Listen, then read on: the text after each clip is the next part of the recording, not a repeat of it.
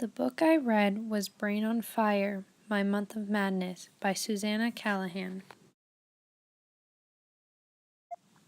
It is a New York Times bestseller and a soon-to-be major motion picture. And an unexpected gift of a book from one of America's most courageous young journalists. Also, that it is unforgettable and a miracle of a book. This book starts off as a young 24-year-old girl living in New York in her own apartment, just living her life every day, going to work for this news company, and she's a journalist.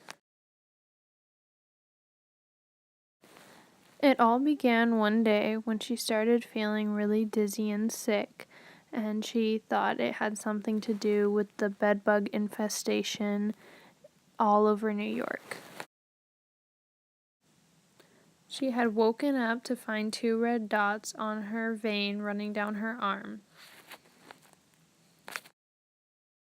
She placed everything in bags that was valuable to her and threw out all the rest of the stuff in her apartment. Then she called an exterminator to come and check all of her apartment, and it came out to be clear. The next day, she went to work as usual and started talking to her friend Angela about bed bugs and was afraid she had gotten them. The first symptom she felt was a terrible ache in the pit of her stomach when she was packing bags. When she stood up, she said she felt a sharp pain that made her have a migraine. She thought she had been getting the flu. A couple of days later, all the symptoms had went away. She went to meet her father and her stepmother for dinner to introduce her new boyfriend, Stephen.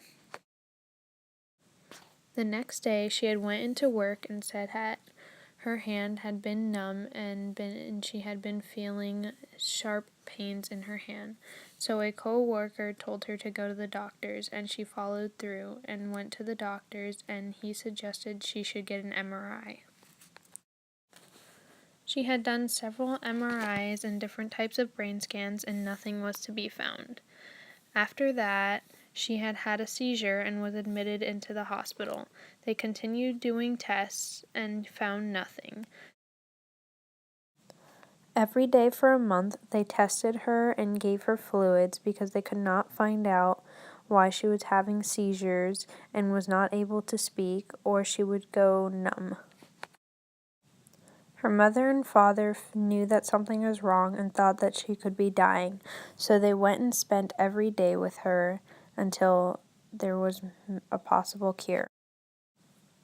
Throughout the weeks, friends would come and visit her, and same for her family, but she was rarely ever able to communicate because she had lost all verbal function and other cognitive skills. She always felt lonely and scared and trapped inside her body. Everyone knew that her old self was still in there, but it was not ready to come out yet.